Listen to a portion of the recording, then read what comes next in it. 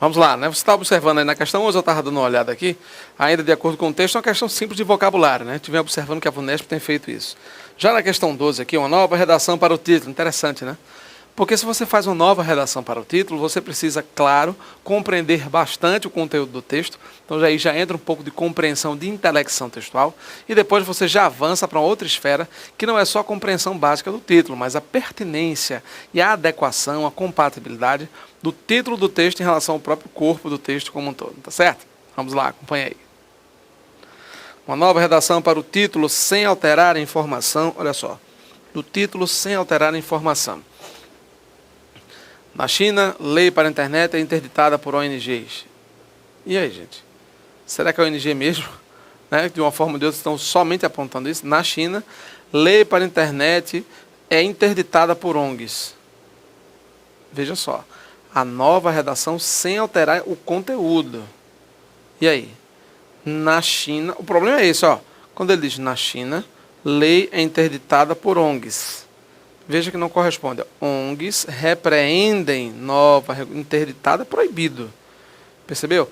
A repreensão é a crítica, é a bronca realmente. Percebeu? A interdição é fechamento. Vou interditar, vou proibir, vou realmente... Veja como é diferente o conteúdo semântico da palavra interdição para repreensão. Entendeu? Então as ONGs, as ONGs, né, tanto faz, repreendem a regulamentação chinesa. Elas criticam profundamente. B de bola, a resposta certa. Está vendo aí a diferença entre interditar e repreender?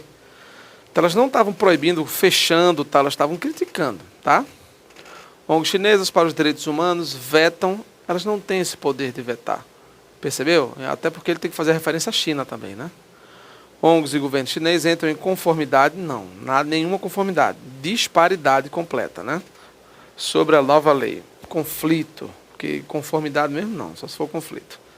Regras para a internet aguardam a aprovação de ONGs internacionais na China? Não.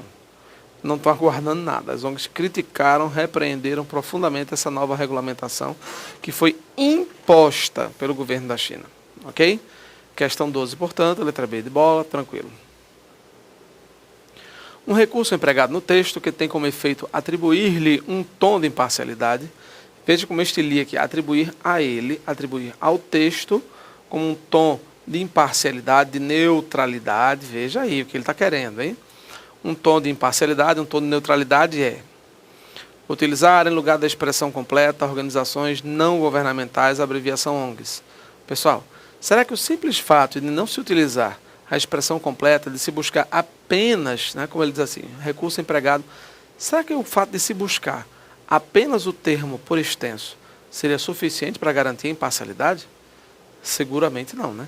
A imparcialidade, a neutralidade de qualquer coisa não é obtida por uma simples grafia por extenso. B. Apresentar o ponto de vista das ONGs e o do ministro para o Conselho de Informação sobre o Estado da China. Gente, será que o objetivo foi exatamente esse? O ponto de vista? Sim. Elas criticaram, repreenderam, mas é um ponto de vista. Percebeu? Então, é esse ponto de vista das ONGs e o do ministro do Conselho realmente foram apresentados aí em relação ao governo chinês, sobre o Estado da China, sobre o governo do Estado.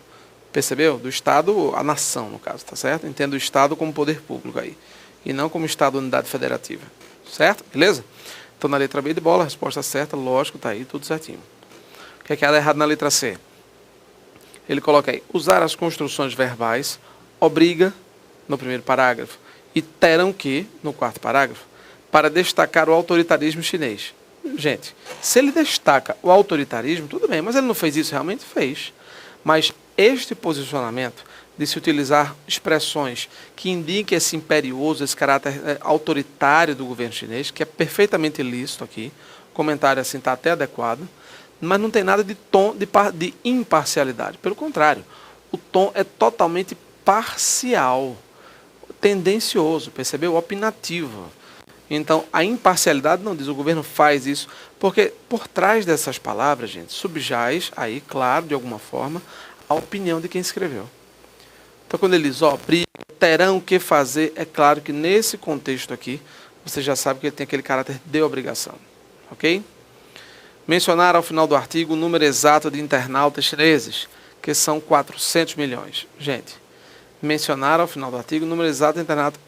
Se eu descrevo, se eu coloco, por exemplo, se eu registro o número exato de qualquer coisa, significa dizendo que eu estou sendo imparcial? Necessariamente não. Quando eu registro o número exato de qualquer coisa, eu estou sendo mais expositivo, mais informativo. Mas mesmo sendo mais informativo, claro que a gente se utiliza do número exato, o número preciso de qualquer coisa, os dados, as porcentagens, as estatísticas. Quando você utiliza essa informação no texto, isso não implica necessariamente que você não esteja sendo imparcial, parcial, qualquer coisa parecida. Então, essa citação dos dados, esses dados que são colocados de uma forma ou de outra, não estão necessariamente associados aí à parcialidade. Cuidado com isso, hein? Imparcial significa neutro, não tomar partido. Esse parcial aí vem de parte. Tá? Então é adotar ou acatar a opinião de uma parte, ser tendencioso. Isso é ser parcial. Uma abordagem parcial, ele está sendo parcial aí, não está sendo neutro na história, entendeu? E imparcialidade nada tem a ver com informação nesse contexto aí. Nada a ver. Vamos lá. Olha aí. Aí ele coloca: informar os responsáveis pela criação e aplicação da lei chinesa, além de explicar como os infratores serão punidos. Não, né? O fato dele relatar e informar isso, a função diz tudo. Informativa, explicativa, não tem nada de tendenciosa, né? Nessa questão, nesse contexto de imparcialidade. Ok? Questão 13, portanto, letra B de bola. Vamos seguindo. Releia o segundo parágrafo para responder as questões de números 14 e 15. Vamos lá. Ele coloca mais um parágrafo aqui, então vamos lá, vamos avançar. Ao afirmar que a lei é um grave retrocesso, esse cara, Fan Yanfen, esse aqui já foi melhor, né? Fan Yanfen, se tivesse aqueles, a simbologia chinesa, na chinesa eu queria ver agora. Vamos lá. Fan Yanfen, sugere que a lei representa, e aí? O término das organizações civis, seria isso? Uma desvalorização, o que você acha? Claro, já confirmou aí, né? Letra E, já viu o gabarito, tá filando, né? Vamos lá. O término das organizações civis. Pessoal, não é uma questão de término, não vai encerrar com essas organizações aqui, de forma alguma. O que ele quis demonstrar realmente é um retrocesso, ou seja, a palavra retrocesso pressupõe que houve avanços. Então, quando você avança, você sai de um ponto menos avançado, né, menos evoluído, para outro mais evoluído. Quando você volta a adotar leis que retomam aquela esfera menos evoluída, mais antiquada, mais ultrapassada, ele está falando de retrocesso mesmo, nesse caso aí. Término, não. Desvalorização de hábitos primitivos. Gente, desvalorização pode até ser próximo de qualquer coisa, mas hábitos primitivos não, né? Ele está tentando censurar essa questão da web aí. Percebeu? Essa questão do ataque à liberdade que ele fala aí. Um claro ataque à liberdade na internet, a questão da liberdade de expressão. Percebeu? Então, esse cara aqui, militante da ONG de Direitos Humanos, lógico, critica isso. Moralização de costumes? Não. Moralização, teoricamente, aí da autoridade chinesa, né? Pelo menos nesse contexto. Resgate de valores humanitários. Seria se houvesse realmente uma democratização completa.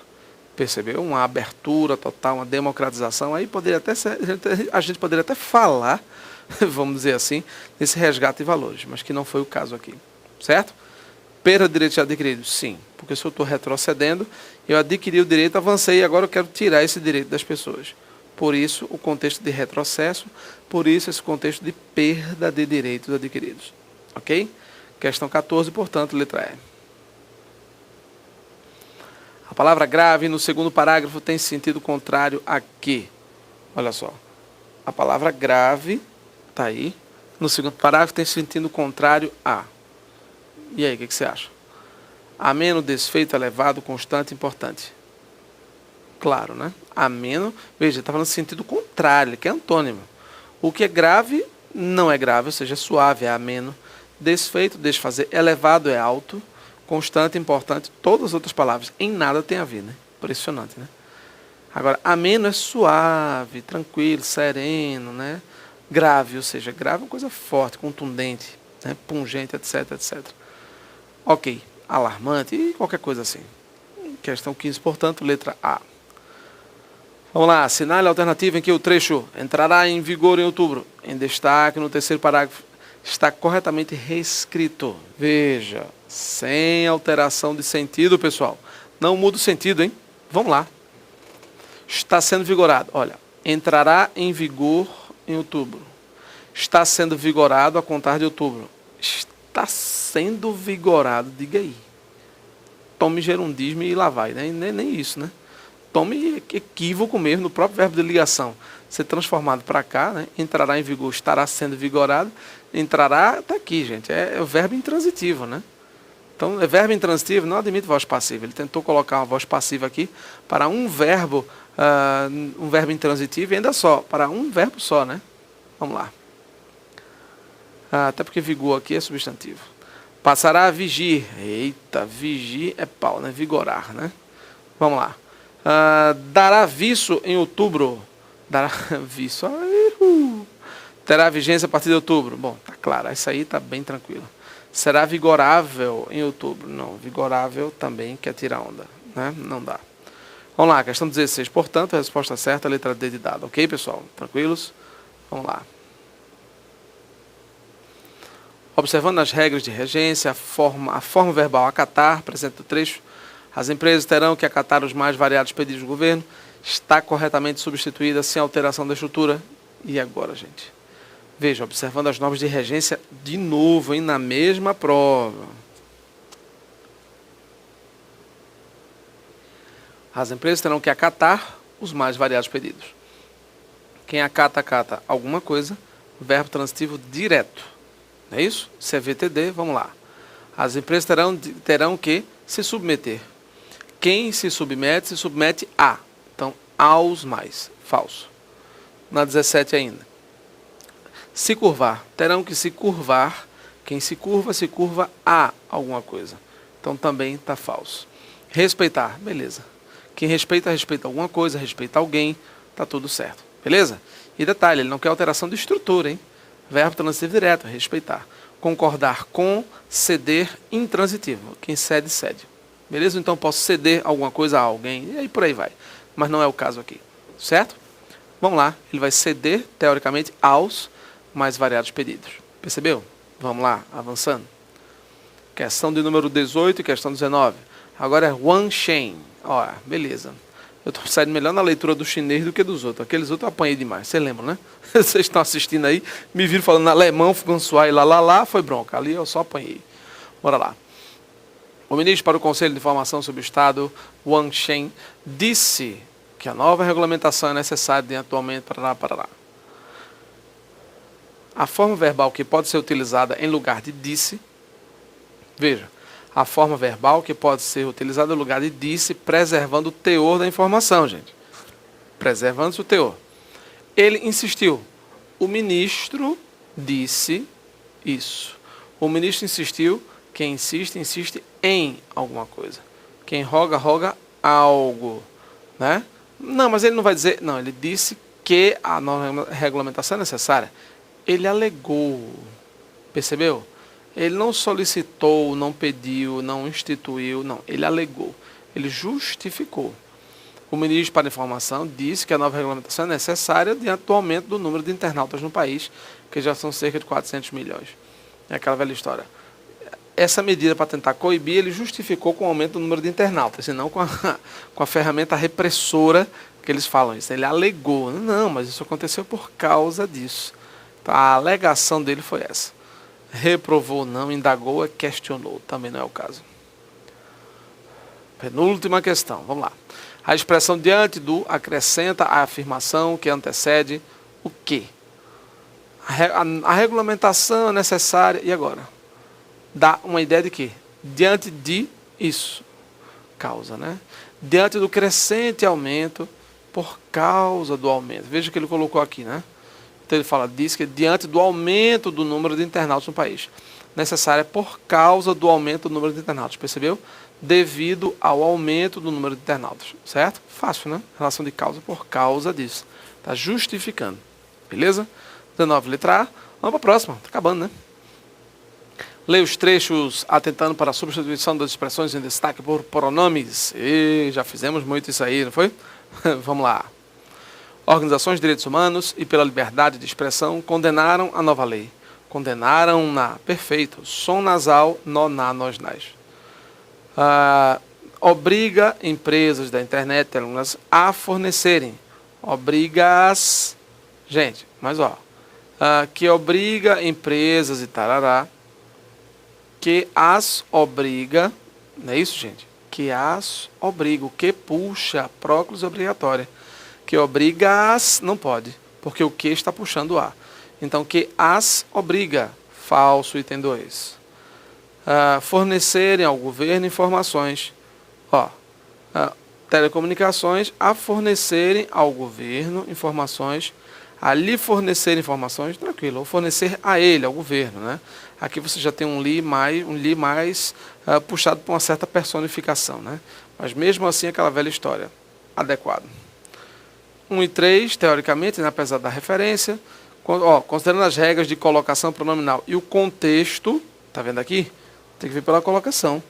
Tá, resposta certa, letra E. Beleza. É isso aí. Fim de aula, fim de prova. Lembre-se. Às vezes, a melhor ajuda que conseguimos obter é um bom e firme empurrão. Juan Thomas. Olha só. Quantos empurrões, hein? Não é interessante, né? Como as pessoas geralmente pensam assim, não, poxa, mas foi uma grande ajuda, a melhor ajuda. Poxa, mas foi bom, eu sofri, eu penei, mas também hoje eu tenho minhas coisas e tal. Às vezes acontece isso, já notou? Para a gente conseguir avançar, dar passos significativos, do ponto de vista profissional, afetivo, familiar, uma série de coisas, acadêmico também, a gente às vezes leva aquela prensa, leva um empurrão, um tropeção, que muitas vezes marca, arranha, machuca. Mas muitas vezes essas dificuldades que passamos, esses apertos, essas regulagens aí, esses empurrões, muitas vezes são eles que nos levam adiante. É interessante que as pessoas geralmente dizem, não, o que leva a gente para frente é topada e pescoção de polícia. Bora, pei, o cara vai lá e adianta, né? Mas é isso mesmo. Mesmo nesse contexto, às vezes precisamos enfrentar alguns dissabores. Precisamos enfrentar algumas dificuldades, algumas situações que não são tão favoráveis para conseguirmos obter êxitos satisfatórios em uma série de coisas. Mas é isso mesmo, não encaremos as dificuldades e os espinhos do caminho como sempre coisas ruins. Não são, certamente não. Porque se você não tivesse passado por certas dificuldades que você passou, se você não tivesse experimentado certos dissabores e certas alegrias, a mescla dos dois, problemas e alegrias, venturas, tanto faz, e desventuras. Seguramente você não era o que você é hoje, você não estava onde está agora, neste momento, fazendo o que faz, e com essa aquisição, esse patrimônio intelectual e tal que você tem hoje. Pode ter certeza. Se estamos aqui hoje, é porque passamos por tudo que passamos. Então, cabe a nós continuar a avançar e evitarmos, de uma forma ou de outra, aquelas situações que nos infelicitam, tá certo? Escutando sempre os bons corações, aquelas pessoas que chegam a nós e a gente sabe que verdadeiramente nos querem bem. Certo? Tem aqui o pessoal que fala muito aquele negócio, né? Se conselho fosse bom, não se dava, se vendia. Eu não concordo com essa máxima, não. Eu sou mais partidário daquela outra. Quem não ouve bons conselhos, raras vezes acerta. Pois é, e os bons conselhos muitas vezes são dados para aquelas pessoas que efetivamente se preocupam conosco, nos amam. Aí sim, vale a pena ouvi-las, realmente. Forte abraço.